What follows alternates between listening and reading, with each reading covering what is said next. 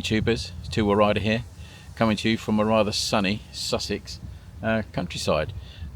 It's very cold, it's only about 2 or 3 degrees today, but I really wanted to get this video out and get some content up for you. So you may have caught it in one of my first videos. I gave a list of some of the bikes we were going to do, and what I wanted to do for you today is a bike that's very close to my heart. It's a very exciting bike to ride, and now becoming a bit of a cult classic, I suppose, in a way, for very little money if you look around hard enough. But without further ado, let's introduce you to this. So what I'm actually showing you, this is a 2003 Ducati Monster. Now this is the 800 SIE, and this is quite interesting in the lineup because it was the first of the fuel injected monsters, so sort of brought it slightly up into the modern age. But at this time, even in 2003, quite actually, I thought this bike was looking a little bit old compared to a lot of other bikes, but it still had an awful lot of style to it. So much of this has been reported before, but the things I like about this bike, certainly you got the lovely trellis frame, everything that's really quite cool, and we had the twin rotors on here, the twin Brembo brakes. One thing I remember when I first got this bike, and I looked at it, I thought, these discs are they a bit knackered? But you have the floating discs on these, which is sort of throwback to its racing days. Really, not this bike, but early Ducatis, and the floating disc is apparently a thing. I think it stops vibration and wobble, apparently, but you do feel that the brakes are slightly knackered, but they're not. What else have we got on the bike? When I bought this bike, some of the things that weren't fitted to it, it didn't have that front cowling on, and I bought that along with the rear seat cover, and I sprayed those. They came yellow, which is why I got them cheap, and I resprayed it. This is, to say, the 800. It's interesting in that these bikes are L twins rather than a V twin, and the reason for that is because of to help cool it. If you think about how that engine is configured with the 2 cylinders in line, if you go for a V twin, a bit like the Harley Davidsons, etc., sometimes it can be hard to cool down the rear cylinder. So Ducati obviously thought, well, if you make it a little bit more open to the air and you can get air to the back cylinder, it might cool itself a little bit. And it is a funny feature of this bike that I think it does get quite hot, or whether it's just my one that does. You have a gauge on the top here, so I'll flick it on for you. So you actually have a temp gauge, which is here. Now it's saying low because I've not ridden it much yet this morning, but it's that bit there that starts to climb. Once it gets to 50 degrees, it starts to climb up, and I might be able to show that a little bit later. You'll also notice here that I've got a voltmeter. That's actually quite critical on this bike because Ducatis are quite prone to electrical failure on certain components, particularly the rectifier. And I think the reason for that is because the rectifier is under the seat. If you look at most modern bikes, even bikes like Bonnevilles and stuff, you'll find that the rectifier is normally put somewhere around here, and that's to keep it cool. But Ducati thought, well, that doesn't look very nice, so we'll stick it right underneath the seat where there's no airflow. So I think these do tend to burn out their rectifiers quite easily, certainly during the summer months anyway. And this is one of the reasons why I got this bike pretty cheap when I bought it. I actually paid £1,500 for this bike because it had an electrical fault, and the electrical fault was it wasn't charging the battery, and it was purely because the rectifier was knackered and it had burnt out, and that wasn't actually very old either. So I put a new rectifier in it, and she's been as good as gold ever since. But I put the little voltmeter on there just so I know that it is still charging. Other funny little bits on this bike is this bit here. This is your sensor, oil pressure sensor, That leaks like a sieve occasionally. It's a really annoying little thing because it goes all over my shoes. I've tried to rectify it, and I'm still struggling with it. Easy bike to service though. The oil filter's down here, so it's a bit like a car really. And who knew that motorbikes had cam belts, which are sitting behind these covers here. You've got 2 cam belts on here. On these earlier bikes, without the whatever it is, the Desmond Morris valve timing thingamajigmago, these are really easy to change. These 2 covers come off. They actually slide out easy enough. You don't have to take anything else apart. The tank actually pivots at the back. You've got this really lovely latch. Well, I think it's a really lovely latch here that you push up. The tank pivots at the back. You get a it's like a bonnet holder from underneath the seat, which pivots the tank up and holds it in place. And that's all you need to do with that. Those covers come off, and then you've got two belts to replace. 2 very simple tensioners. But I did that. I looked on YouTube many times and found it a really, really simple bike to do. The exchange of those. The belts themselves are about 80 quid for the pair. But it takes about an hour if you just do it nice and calmly. Don't rush it. Make sure everything's where it should be. But don't be put off buying these bikes because they need the belt servicing. These early ones anyway. With the Desmotronic, well, I think that's what it actually got, not the Desmond Morris, but the Desmotronic is a bit more complicated. But these early ones are very, very straightforward to service. This has the Ducati titanium exhaust on it, which came with it, obviously, and also got the original standard exhaust with it. But these sound really, really cool.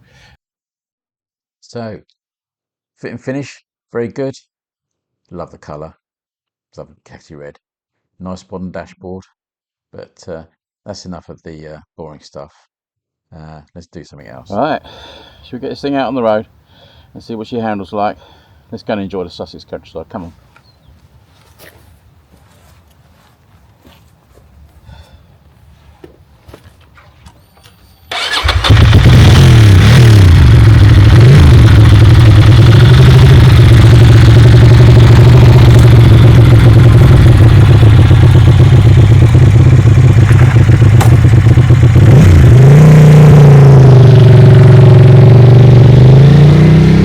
I'll let you enjoy the soundtrack and then I'll have a chat in a sec.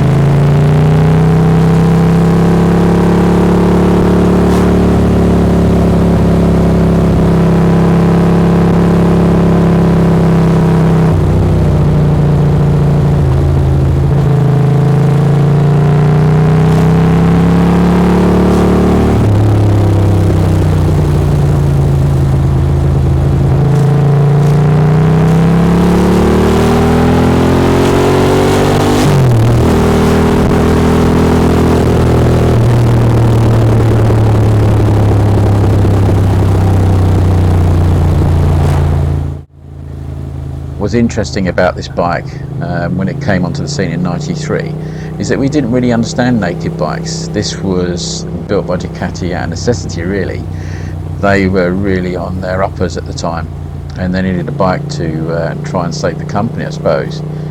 And when the designers were given the opportunity to put a new bike out there, they had very little money.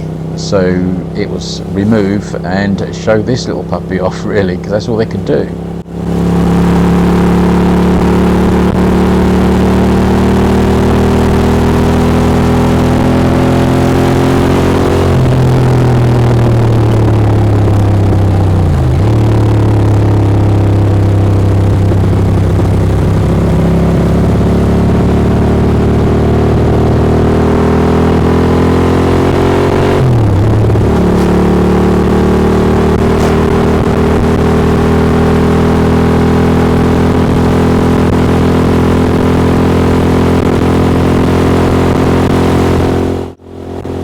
What's fascinating about this bike, when you think about it, back in '93 when this bike was released, this was £7,500, certainly in the UK. You could buy at that time the Honda Fireblade, which we all know was a weapon, to use a quite a phrase, and that was £400 cheaper. And when you think that the tech you got in the Fireblade compared to the Ducati at the time was actually already quite old-fashioned, I suppose, in a sense. It was more of a classic style of engine. It was air-cooled. It was an L-twin. And this bike, in its current incarnation, which I bought in 2003, that was already 10 years old, but it already looked old-fashioned almost when it came out with the style of the engine, because people were already putting water-cooled engines out there. And it took about another couple of years, I think, before Ducati put a water-cooled engine in this bike, which obviously upped the power. We had some bikes that were well over 100 horsepower. I think it went up to about 150 at one point. But what this bike had over everybody else was character, and it was Italian. There's that strange allure, isn't there, of anything Italian. We think it's quite exotic, and we think of Ferrari. It was no accident that Ducati had their bikes in red, because it added a bit of cachet to it. You thought you were having some sort of thoroughbred, which in a way I suppose you were.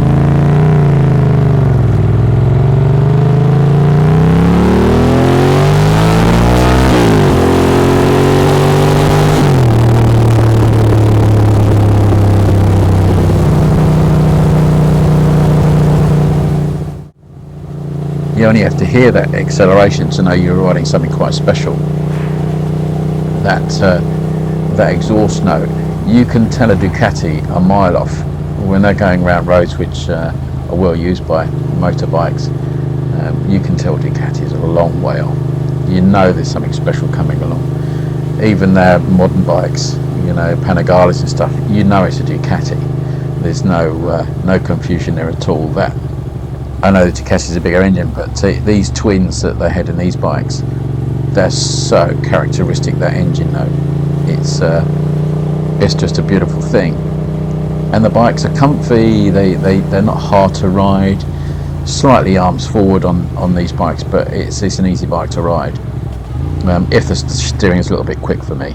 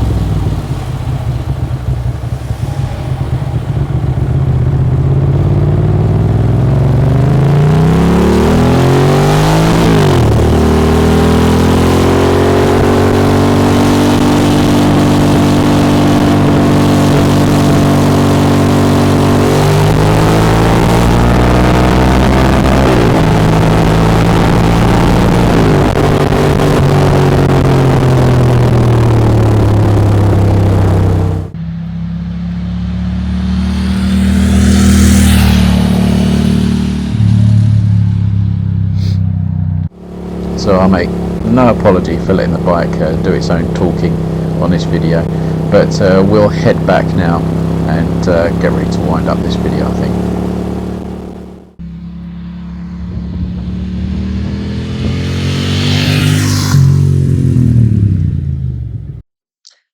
So the Ducati Monster, it's I would say it's a Bond classic these days, certainly these very early ones which have very simple engineering. But what was interesting about the Monster story is that although there were a few imitations along the way, there was Suzuki Bandit, we'll say no more about that, but what did happen, it wasn't the dodgy electrics or the high price that lost the Monster its crown. It was really this coming now.